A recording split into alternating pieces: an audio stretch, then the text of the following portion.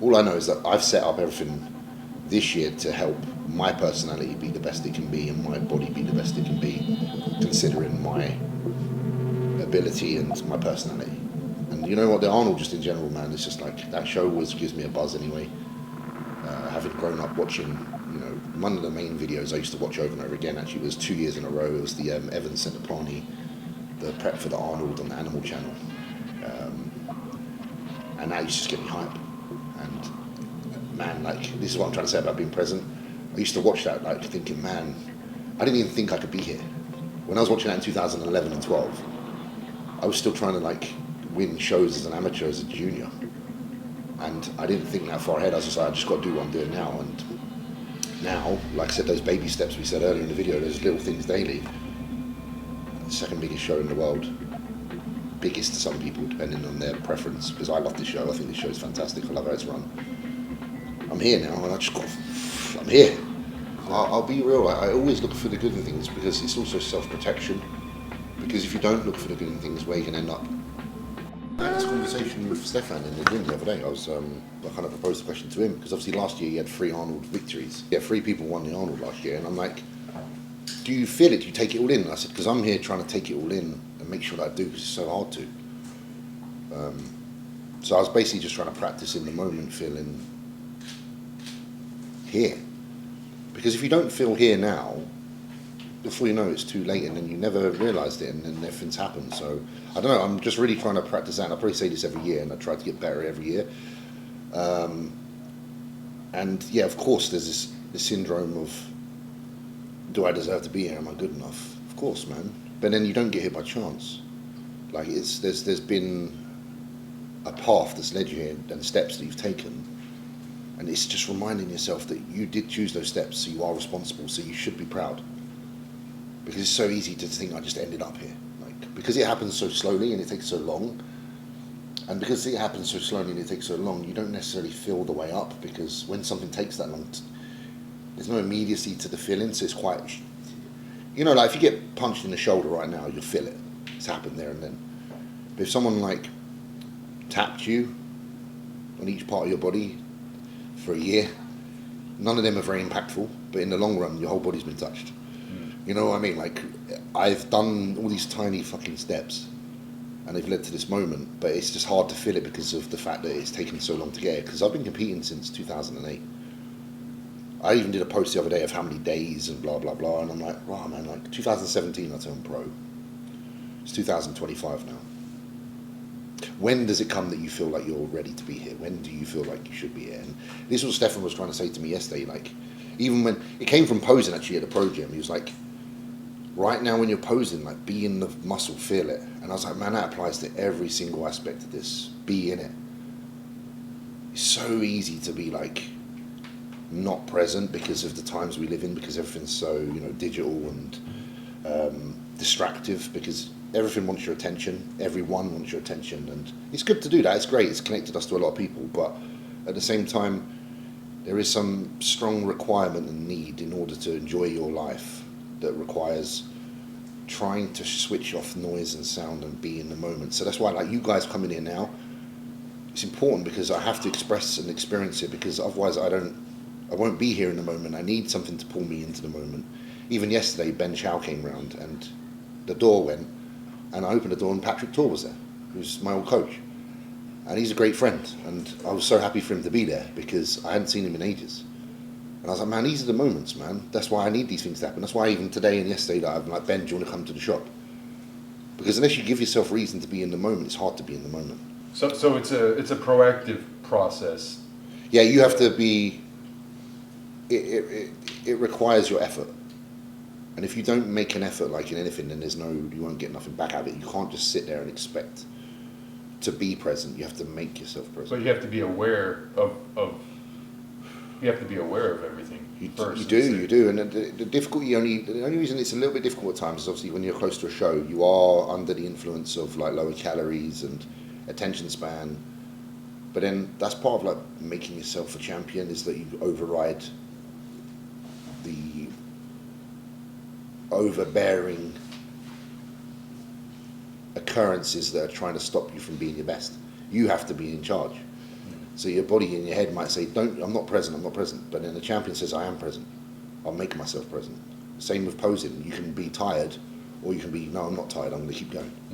So it's kind of that same mentality in all aspects. So I've actually helped, like, it's helped actually just get my phone out and like vlog in a few moments. Just to, just like, even just filming a little bit so that I'm like, okay, pull myself into the now. Then I have to say something. If I literate what I'm up to now, then it's more aware. It's like if you write something down, you're more aware that it's happening because you've gone through the process of absorbing and knowing and writing rather than just it happening. So it's kind of the same thing, like documenting things is really important. There's a lot of things, man, and I don't know if this is just like, I don't think it's just bodybuilding related, I think it's just life oriented. Yeah.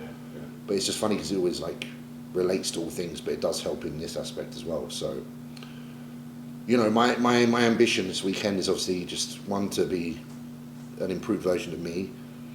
I say to myself, you know what, it's the first time I've actually ever had a coach with me at a show, which is great because I've never had that before. So how can you not be confident when you have a tool, like a really positive tool in your arsenal that you haven't had before? I've never had someone there to look at me and go, okay, I think you should do this or that, apart from friends, which aren't my coach. So it's a really nice position to be in. And again, it's the first show I'm doing with him, so I'm like, in my head, I'm like, well, this is the beginning of good things. So yeah, obviously I want to do really well. And that's the plan. But what's also nice is I'm like, man, it's just the beginning. Like, I've got Detroit, I've got other shows, we're learning. Be grateful, man. Just be grateful and try and just take it all in, man. So follow the plan. That's it, really. Got a question. So obviously you have Stefan this time, but when you approach the Arnold mentally, do you go in different each year? Like, is it completely different goal or different headspace, or is it kind of, you know what to expect and you? It's quite cool because it's been the second Arnold I'm doing myself, but also probably like the fourth or something I've attended. I've had like that exposure to it, so you kind of build a desire towards what you want to do there before you even do it.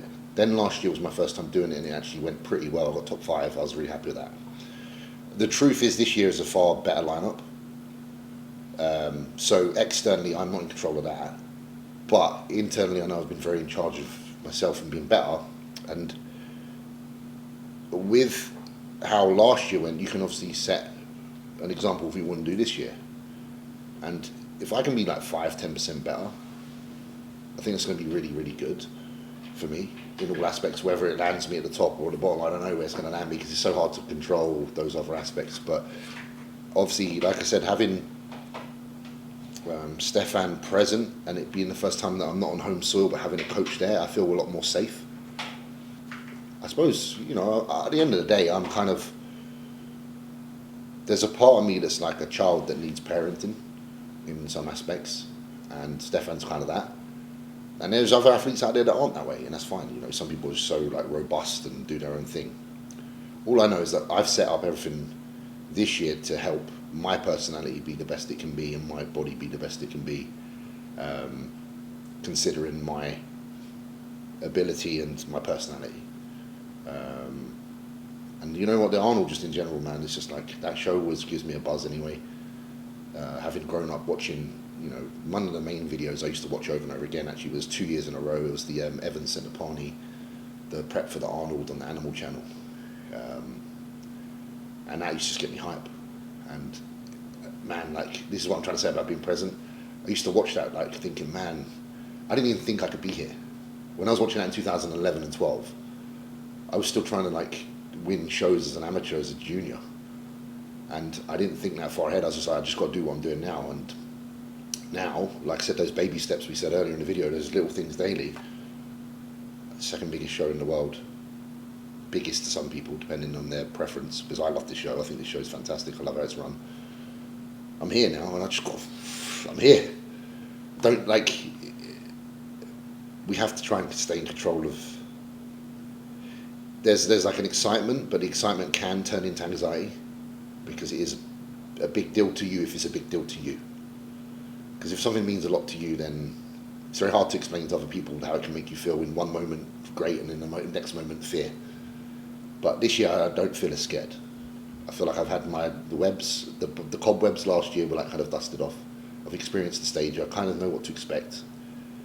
And again, like I said, got a great team, good people, and everything's positive. And the only thing that's, even if my placing wasn't as good as last year because of the quality of the lineup, I do have no doubt that it's going to be a better me, and that's all I can ask for. So we'll just see what's what and how the chips fall, because that's really it, man. I've noticed, just last year it was just you and Yannicka, but this year it's you, Yannicka, and Stefan, and Liam, is that his name? Liam's here as well. Liam too, but it's still a small entourage. It's a small entourage, but very tight. One that I've had a year to be around and consolidate. And I again, like I said, we're all very different, and whatever floats your boat. For me, just a nice, concise, small tribe of people that I actually know on a level that I could extend my hand to and shake it and say that that's genuine, which is you guys. Everyone that I am around, everybody that anyone sees me around, if I've got previous experience with them for a certain amount of time, it's not like new faces. It's all been developed over a long time, and those guys are also like a part of my excitement towards the show as well, because they're here, and I want them to see the best of me, and I care about their opinions as well. And again, you have to keep it in control. That care about their opinion enough that it's a good energy, but don't care so much on the people's opinion that it's weight on your shoulders, because they want you to do well regardless, and if they care, they're there for you anyway. So I've noticed, and not talking shit, but a lot of these other people with these huge, it kind of goes to their head, and I think I've seen their anxiety too. So maybe that's how you keep it more grounded. I think the more influence and noise you have around you, like we were saying earlier, the more that's going on around you, the more you're opening up yourself to be attacked. And again, depends how robust and how strong you are as an individual. If you're stoic as hell and nothing affects you, fair play. Because some people can switch off noise. But if you're someone that's responsive to actions around you, like I'm a responsive person, emotionally, physically, then again, it's part of the game, and you've got to play the game in the best format that suits you. So only allow what's around you to be influential enough that it elevates you rather than pulls you down. And again, that comes, and it's easier if you've already got a trusting group of individuals that you've had previous experience with that have already been doing that for you. So again, it's good things take time to develop, relationships take time to develop, and I think the thing with that, the genuine relationships where people are with you not because they want something from you, they're with you because they care about you and what you do with your life and want to see you do well. And that's all you can ask for. What's been your most exciting part of this prep? I know it's a general. No, but it's a good question, because there's moments. Buckwheat pancakes. Buckwheat pancakes have been really good with maple syrup. I think the most exciting part of this prep is actually just developing my friendship and relationship with Stefan. There's always something great, isn't there, when you have some people in your life that your relationship with them is improving. That's never a bad thing. Like, it's always a nice thing, whether it be a relationship on a level of your romantic, fatherhood, friendship, whatever the nature or dynamic of that relationship is. When something is improving and it's a place that you're happy to be in, whatever that relationship may be is obviously going to give back positivity to your life that expands way beyond just this part of it, which is the bodybuilding. Like, I was playing, the other day, Stefan messaged me on my rest day, and he knew I had a few hours spare, and he's like, let's play some Mario Kart. So he's in Vienna, I'm in my house, and we go on Mario Kart and just play a few Mario Kart games with WhatsApp on, talking to each other. And friendships mean a lot to me. Like, I care about friendships, so I don't know, there's just the development of a friendship and a trust in someone who cares about your career and wants you to do well. Like, there's nothing negative to take from that. And again, I'm not putting extreme pressure on Stefan. I'm not coming into the show like, oh, now I'm with Stefan, I should win everything. It's not that at all. I'm like, now I'm with Stefan, I will be the best I can be, because I believe that he's the right person for me as an individual, and I believe that I have enough respect for him to listen, which is something that I've always found hard to do in the past with certain people, not because of a personality fault, it's because of just a gut feeling. You know, sometimes I've like said I'd like to work with a coach, for example, and just like any relationship, if you feel like the relationship doesn't quite click, sometimes you can't continue to pursue it because one, you don't want to waste their time or your own, and we're on borrowed time, but life is not the longest thing, and if something has to be forced, then it probably isn't the right thing. And that's not to say that sometimes things don't take effort, because I've said this before, everything takes effort. But effort and forced are two very different things. And I've got a lot of love and a lot of respect for anybody I've ever worked with, even if it's for a short period of time, because I wouldn't have approached them in the beginning, regardless. I obviously value something in their opinion. It's now just a case of synergy. And all of my bodybuilding, really, the success I've had in my bodybuilding is when times of synergy are at their best. Whether it was with Patrick back in 2021, it was a great time for me. Even with like JP when I did the Tsunami Cup, getting to the Olympia for the third qualification, synergy was right at the time. And life is forever flowing, and synergy is something that can be there one minute, it can be there the next, it might not be there the next. But right now, I'm very, very happy, and even from a standpoint of where I'm at with like things like ESN, just to shout them out, because that's another thing that's made me feel very steady. It's another massive contribution to the reason I feel comfortable, because I have that reassurance of quality behind me. It's like with Gasp, for example. I love it. I go to the gym, every day. I go to like Dark Side or Trap House back in England, and I see other people wearing the same kind of clothes or just starting to wear the other clothes, and they're wearing the clothes. And this isn't a plug. What I'm trying to say is that they're not wearing the clothes because they necessarily love the clothes. They start wearing things because they start to respect what you're doing, and it's their way of saying, look, we appreciate your effort, and we kind of want to be in a similar position one day ourselves. That's why we're trying hard. So, and then that feeds me, because I'm in the gym and there's people training really hard who are trying to represent the same thing as me. So then when I'm not feeling my most energetic, I can feed off them. So everything's environment, man. There's nothing that's, environment is the ultimate dictation of how well you do a lot of the time. Because even if you're the strongest individual on the planet, if you put yourself in a boxed room, you will crack. So you have to choose your environment to be one that constitutes towards you being your best. And that's people, place, timing, and just who you're generally around. So again, I know these questions are quite specific in a sense, but they always open up to something more, because I want you guys to take as much from this as you can. How did you? It seems like you're very perceptive and you look for the good in things. Is that something that you learned over time? Were you born that way, or what? I'll be real. I always look for the good in things, because it's also self-protection. Because if you don't look for the good in things, where you can end up? And I have spent a lot of time in my life feeling not very worthwhile. Like even now, I feel that way. And that's what and again, it's the choice of where you put your attention, where's your focus. I have to sit here right now and I have to look at what I've managed to do, not what I'm not. And I called one of my YouTube videos Glass Half Full, because I wanted to practice this year, just appreciating that things are never half empty, it's always half full. And when I was really young, I had a problem with bedwetting till I was like 23. Literally late, man. Yeah, like late. I had an issue with that. So I felt very insecure. I felt like I was the joke of the room. And I took things to the wrong direction by trying to be not super violent, but just like someone that would try to be very macho, because I felt that I needed to protect my image, because there was a part of me that was really bad. And I hated myself. Like, I'll probably get emotional now, because I used to go to bed at night, man.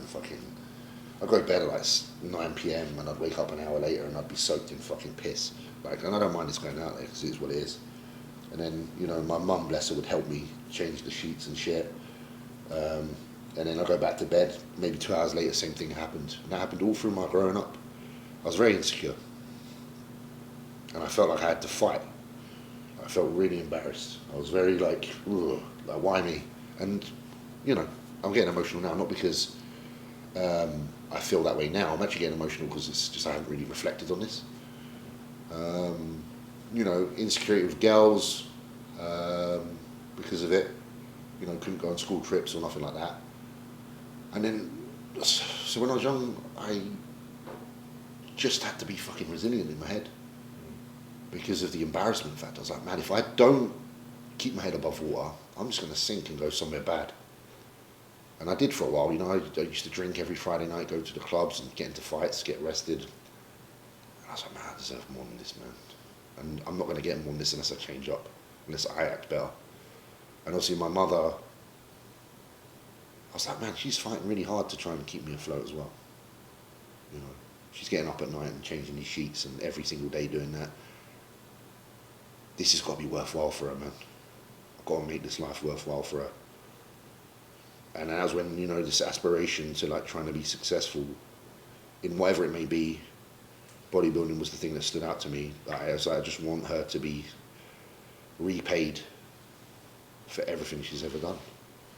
And again, that's why there was a troublesome time for me in bodybuilding around 2019 because, again, like revisiting, and it's not to be sad video, but it's just the truth. Like she was obviously diagnosed with stage 4 cancer in fucking 2019, and I was getting ready for Prague Pro.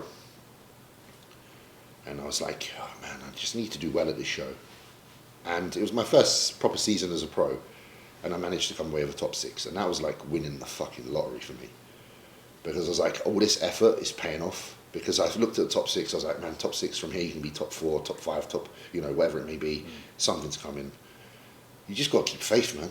Shit, like my candle's been like that small, and my flame's been that fucking bright at times. I've like been so fucking close to thinking this is it. But there's just always been that little part in me that's like, I'm too proud, man. Too proud. A lot of you think I can't. A lot of people say I can't. But I know I can, and I have, because otherwise I wouldn't have already done the things I've done. I wouldn't have been junior Mr. Brain. I wouldn't have won the supers. I wouldn't have won the supers and the overall. It can't be fucking chance. And that's why I try to look at everything from the perspective of positivity, because I could easily sink into the other side, but I didn't. And the reason I am where I am today is because every time I've nearly sunk, I've said, no, don't be a bitch, keep that fucking attitude, fight for it.